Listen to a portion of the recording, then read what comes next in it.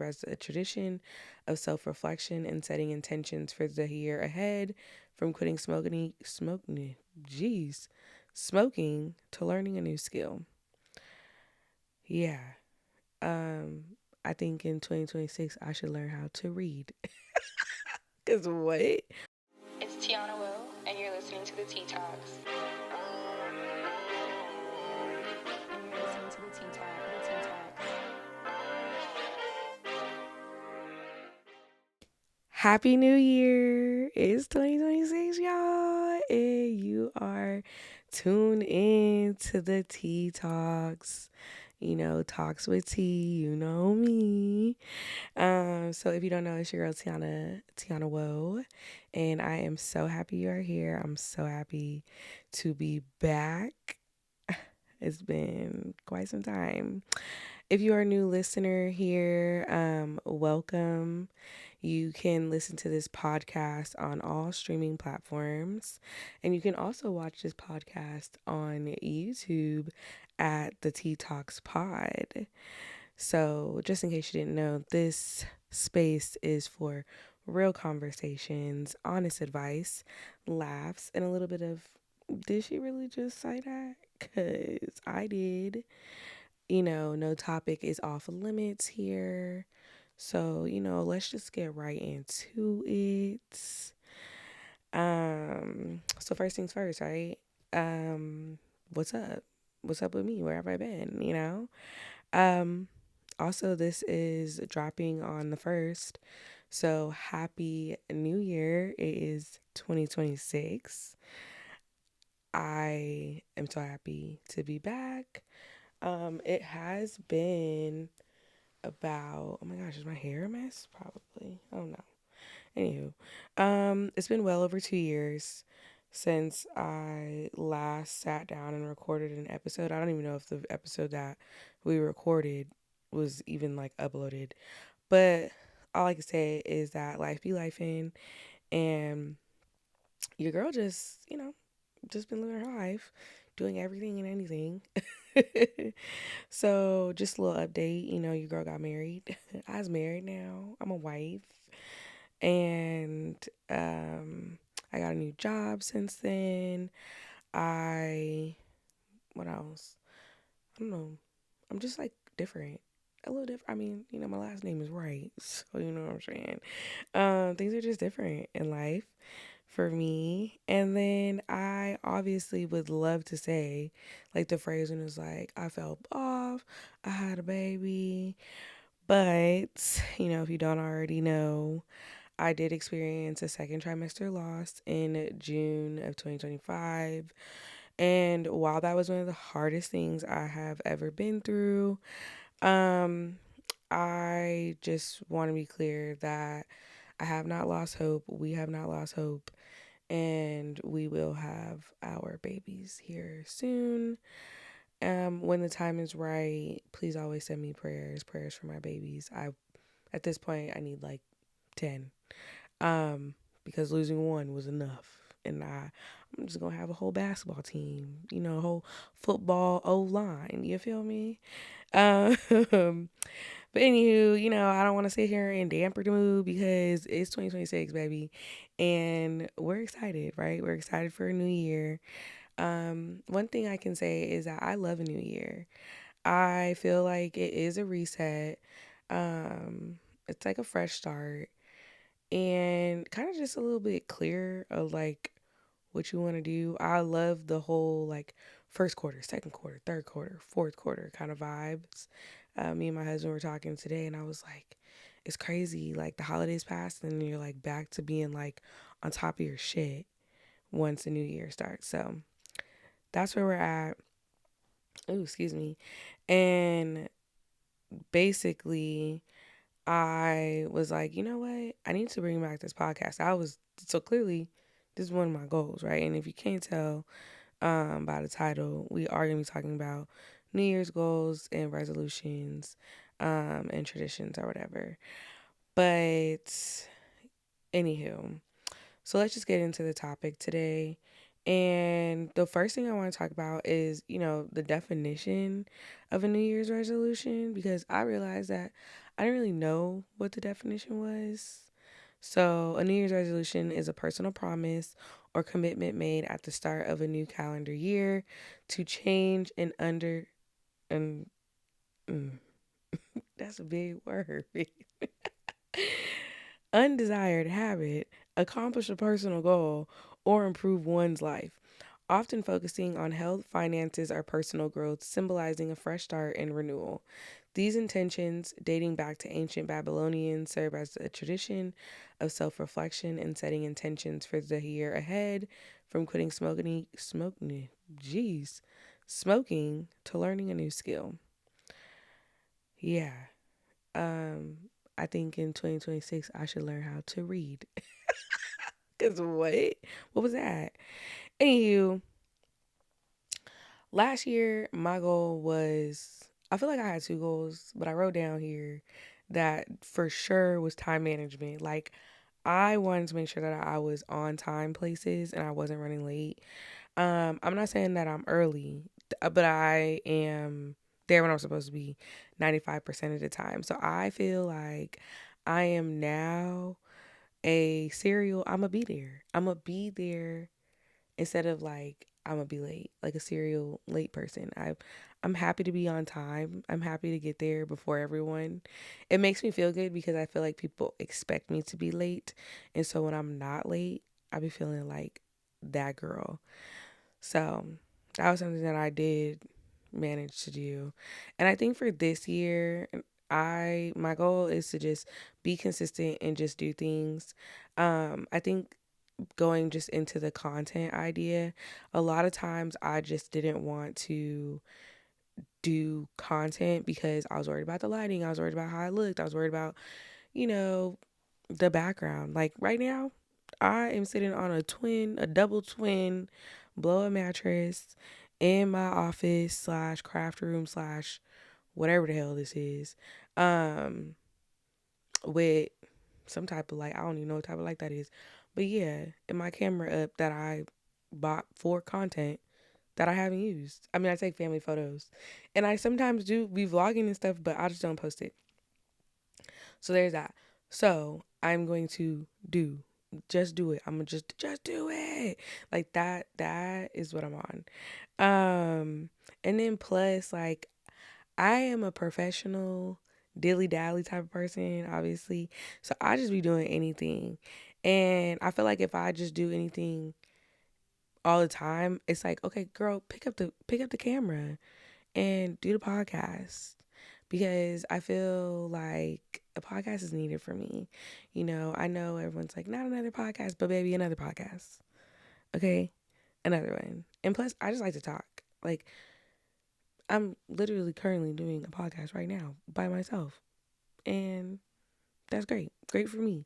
I do plan on, side note, I do plan on having guests in the future. Um, will I have a co-host again? Probably. Um, but I haven't even got that far.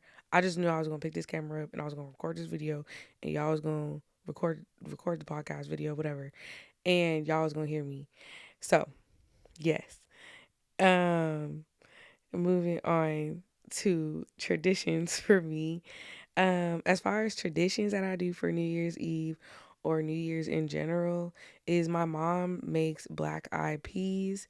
And of course, I go to her house and I eat them, or I pick up some and I bring some back for Brandon. And I didn't even look up why. I know something got to do with some money. So I be eating black eyed peas for the money. And then another thing that me and my husband do is we go to like our favorite spot where we can see the strip and we watch the fireworks. So we don't really do anything. Um like we don't go out. Obviously, if you don't know, we live in Las Vegas. So we don't go to the strip or nothing. I haven't been to the strip for New Year's in so long. So I don't know, but I do want to go. I was telling him that I would love to go to Brazil for New Year's one year because I think that's what I was looking at. I don't know. I just seen a bunch of people wearing white and they ran into the beach water. And I was like, yeah, I'm trying to do that. Not too far out though, like a couple of steps and then I'm back. back to the shore because I don't know what be in them waters. You know what I'm saying? And I can't have a tide catching me. I can swim though. Just know your girl can swim, so you ain't gotta worry about that. But I don't need no tide or no shark coming to get me. But that was something that was interesting. Um, or something that I thought about. But yeah, so anywho, I did get some submissions for this week's topic. So let's get into some of the questions. So, one of the questions I got was, what's the most unexpected thing that helped you reach a goal? And I feel like for me, the unexpected thing that I used or have done to reach a goal was utilizing blocked scheduling or time blocking. So, time blocking is when you set aside time to complete a task or multiple tasks. And I learned this from one of my chiefs at my previous job. And what it was is like, she just said, like, block out time on your calendar so that people can't talk to you. Like, you're kind of, it's do not disturb. Like, it's a do not disturb kind of thing. And you set a lot of time, and then you actually like work in that a lot of time. So, a good example of this would be like, let's just say I'm filming an episode, right? Or preparing for an episode. So I would block out 2 hours on Sunday to, just prepare the script, get all my submissions in order, look at all the questions, go through them. And that's 2 hours straight, like nonstop. And then I take a break. Um, and then I schedule 4 hours on Monday to record my video for the week. And then Tuesday, I'll set aside another 4 hours to edit the video. And I am putting these time blocks on a calendar. And that calendar is usually my Outlook calendar, but we also have a um an Apollo digital calendar that we use, me and my husband. And so it has like our task and our reminders and all that on there too. So I just utilized all those things, and I have been able to accomplish like a lot of mini projects or things that I need to do around the house or things I need to do for like my family and stuff. I have been able to get a lot done. I use it at work mostly, but it definitely helps me with breaking down big projects, especially because I need a break in between, but I feel committed to the 2 hour time block and stuff. So there's that. And then the other thing is I like to color code. So my calendars are color coded. I like to use colored markers. Like I said, I have a digital calendar. I have an Outlook calendar, and then I also have I have a paper calendar, but that one doesn't have anything on it, just the dates that sit next to the bed. And then I have one in my office where I actually like write down just things I need to finish. So it won't be like time box, but it's just things are written down on there. Um, yeah, so definitely time blocking and just writing things down on calendars is something that has helped me reach a lot of goals. And goals being like things I need to complete. Those are goals for me because I'm a small goal type of person. I can't do big goals because it just be too much. Um, and then the other thing that I never thought would also help me with like completing tasks and stuff is listening to lo-fi music. I love listening to lo-fi music when I am in the zone. Boy, that thing get me going. If you don't listen to lo-fi music, I highly suggest it. I listen to all lo-fi, so like jazz, R&B, the coffee shop, the snack, not the snack, but like the fireplace ones, like all of them. They're like my fave. Um, so yeah, that to answer that question, there's that. And then somebody did leave a comment and said, when it comes to New Year's resolutions, I try to word it differently. I approach it as a lifestyle change versus goals I need to complete. It makes it easier, and I am not as hard on myself. And I have to say, like, I absolutely appreciate this perspective. I do think that growth isn't supposed to punish you. It is definitely supposed to make it to where you feel accomplished. And so I really appreciate this comment. And, just kind of diving deep into the fact that, we are in a new year. And I just want to talk briefly that, a new year doesn't just magically fix the bad habits that we have, or, the good habits that we want to make better, or the mindset that we're looking forward to changing, or even just a situation that you are in. But I will say that it does allow us the permission and the comfortability to, try again, or at least just try different ways to get out of those situations. And I think even just trying is enough. So remember that. And also, just some questions to ask yourself about this year is, reflecting on last year, looking at what actually worked for you last year, whether it was, for your finances or your physical health, your mental health, anything like that, what worked for you, right? Next is to think about what drained you. It's always good to know what drains you, but also who drains you. You know what I'm saying? Because we don't want to, don't be bringing them people that was draining you into the 2026. And also think about what you need to leave. Is there things that you need to leave? Are there the bad habits? Are there people? Are there, thoughts? Whatever it is, leave it behind. Um, And one other thing too that I've definitely learned just over the years, because I was definitely a girl who used to be doing the vision boards. I don't do a vision board because my vision boards used to just sit in the closet. Vision board party was all fun. I sat there and then done all things I could. Vision board ain't been seen. I ain't seen not one vision. I ain't even touched that board. So I think one thing that I want to say is you don't need 1,000 goals. You could have one goal for the year. You could have point 0.5 goals for the year. You could have none. You know what I'm saying? You could just be living. And I think that's okay too. But I will just want you to know is that you got to give yourself, clarity. If you don't have new goals, just be consistent with what you got going on already. And most importantly, give yourself grace. We all deserve grace, especially in this day and age, because life is hard, life be life in. And yeah, yeah. And if you are setting a goal, I just want you to know something too, is to make sure that your goal is smart. And what I mean by that, it's the acronym SMART, SMART.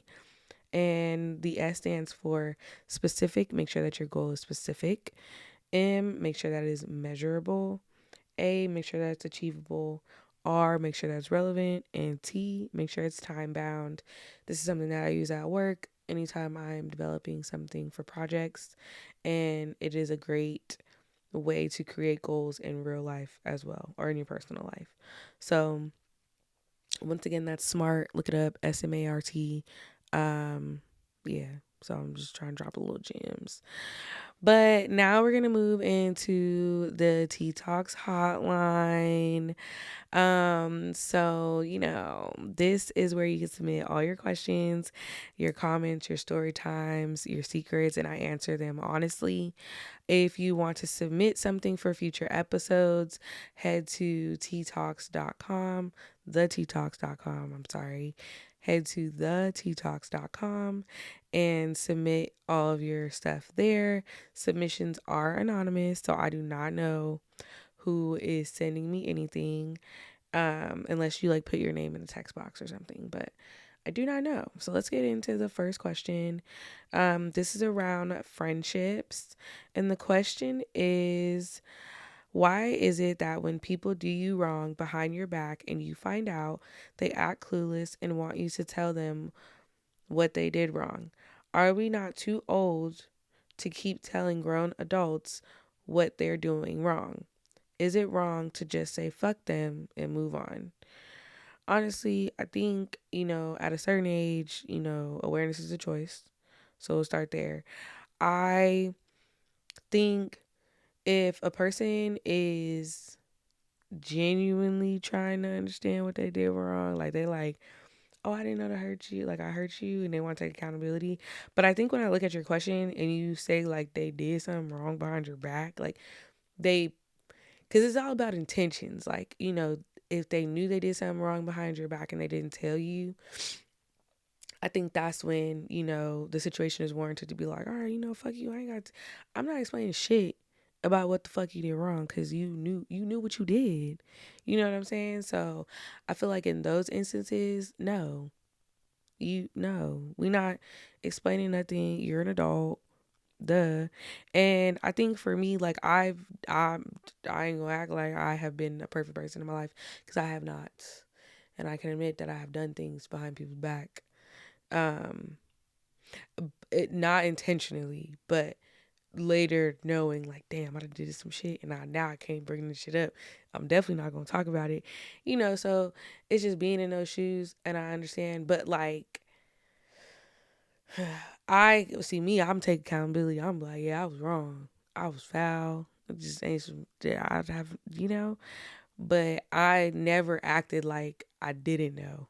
Like I was like, yeah, I know they upset. You know what I'm saying? But when people are different, but that was when I was younger. I feel like as an adult now, I mean, I guess I've always been an adult, but in my mind, I'm a child. Anywho, but I just feel like at the end of the day, they should, they know what they did, and you're grown. So no, fuck them. Duh, you don't need to explain nothing to them. They gonna figure it out, and eventually people just start being like, "Is it because I did it?" Yeah. Oh, oh, look at that. The sky is blue. Yes, it's because you did that dumbass shit. Hello. So I don't know, but definitely know that it's okay to say fuck them, because who cares? Next question. This is about relationships. Dating in Las Vegas is so discouraging. I see that you are happily married. Where would I go to meet a good man? I definitely don't think my husband is in one of these clubs. First and foremost, um, yeah, I don't think he in any of them clubs either. I think it's so hard for me to answer this because, like, I met my husband through a friend. Um, but there were plenty of times that we were in the same place, like same little hookah lounge, or same little, what's that? Dang, that closed. Big Jerk. Like we was there or whatever. I got videos of my husband twerking with some girl because I didn't know him and I didn't care, and it was a great dance. Um, so I don't know. I think the best option, you might holler at church. I think there's good men at church, but then I'm like, the men at my church be married. And then I also, it's a little questionable. I don't know. Some men at church be gay. So I have, which is fine. No offense. Just look, don't cancel me already. Now here I go. I'm saying probably things I shouldn't be saying. And not in the sense that you can't be gay at church. I'm just saying I might think that they single, but they just not gonna mingle with you. Yeah. Cause they might be gay. Like I said. But anywho, I think I think going out places, but going to like places like out to eat or like activity places. Like I wonder I've been there. I'm just throwing things out because I don't really know. Like I met my man definitely through friends. I think meeting men through friends is great. Um, but you could always just meet a man in another state too. I don't know what state got the best men. But I feel like nowadays there's a trend. Like I feel like there's a trend going on where men want to be married and they want to settle down and they tired of being like with the like the IG models or like not having a family and stuff like that. And I seen like the rappers being like, I love my family and I'm down with my family. So, maybe the men will follow suit with their idols because they love them so much and they're all want to be Lil Pooh and Lil Chu Shiesty and all that other stuff. So, excuse me. I think that you can definitely try places like that. And then I wonder, you know what? I need to host a speed dating. That's what I need to do, speed dating. But I need to like interview people. Like this can't be no Love is Blind. Like it can't be none of that. Like I need everybody to be up in there having some real serious conversations. Um I mean, of speed dating, so serious 1 minute conversation, of course. But I think that'd be fun. I wonder if speed dating is good. I don't know. And I just feel like Las Vegas is just such a like it's a hard city too because it's just so fast paced that I can see why dating would be hard. And also like we're the city of the 304s. So the men is on they a little nervous, you know what I'm saying? They don't know if you want them for their heart or for that bag. You know what I'm saying? So I can see why they might be a little side eye, they might be a little nervous. So I would say maybe start with church, maybe start with maybe the grocery store, but also like activity places. You know what I'm saying? Like go to like a golf course or go to I don't know, like a bar, but like not a bar. Like but then it's hard cuz sometimes like I feel like those things are I don't know cuz it's kind of giving like oh vibes. I don't know. Okay, you know what? Just go to another state. This is not the state. That's it. That's the answer. All right. Next question. How do you feel about waiting to get married before having kids? Um I okay, so personally, I don't feel any type of way about that. I feel like so I will say that me and my husband were not like, oh, we're gonna get married first and then have kids. I just never got pregnant before we got married. So there's that.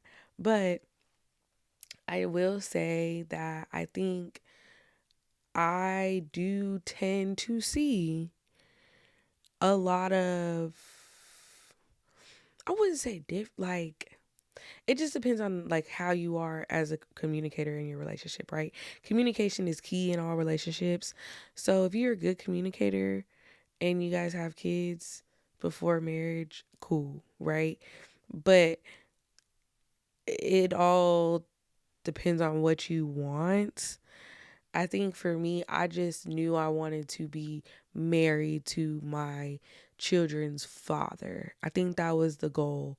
It was, I don't want to be raising my kids with no other man. They finna be up in their house with their daddy, and their daddy finna be teaching them things. I think that was the biggest thing for me. But I also grew up, seeing a relationship that where they were together since they were young. And you change as you get older. And so for me and my husband, like our wholeness was we was already done being some hoes. So it's just like two hoes making a home. Hoe plus me. What is that? Hoe plus yeah, hoe plus me equals home. That's my homie. So, you know, um, I don't know. I don't see anything wrong with it. But I do feel like you have more of a commitment when you are married and you talk about things that you want for each other when it comes to children. But I think the biggest thing is just communication. Like the, as long as you're communicating effectively, clearly, and you're listening, I think that's what will help determine how you feel when it comes to having your kids before marriage or not. All right. And then moving in to our Last question for the hotline. This is a spicy question now. The question is it wrong for a woman to let a man hit raw the first night? Now, it is the first, right? So there might have been a few people last night who was, it was New Year's Eve. The ball was dropping in New York. And then they got to dropping it like it was hot and dropping it low. And things went their ways. You know what I'm saying? They had no magnums when the stores was closed. I don't know. Um, but I'm not here to judge nobody. I mean, I think at the end of the day, we're all responsible adults.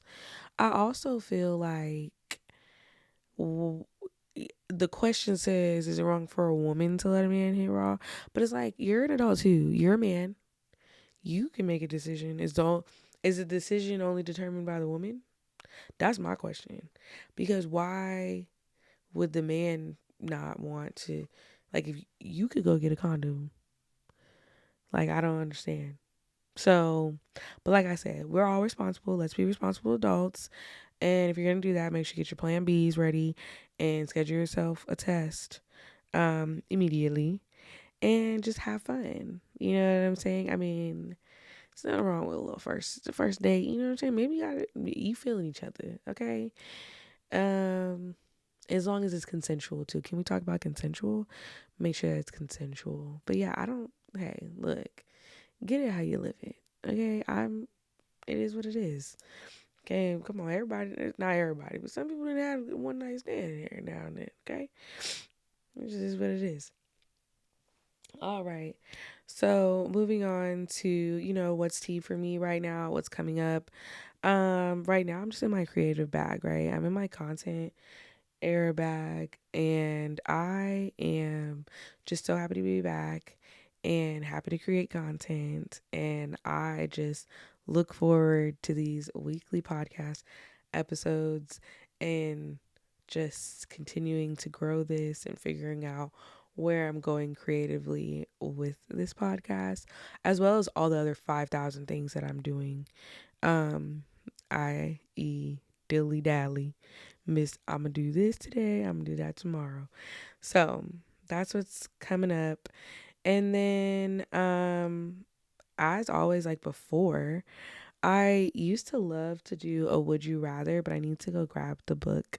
So, 1 second. Okay, so moving on to the would you rather section. So, this is my favorite because I ask a random would you rather question for you to ponder on. And here is the question for today. Number 33. Would you rather always have to wear wet socks or always have to wear wet underwear? I would have to say I could probably do the wet underwear because your girl wasn't wearing uh-huh.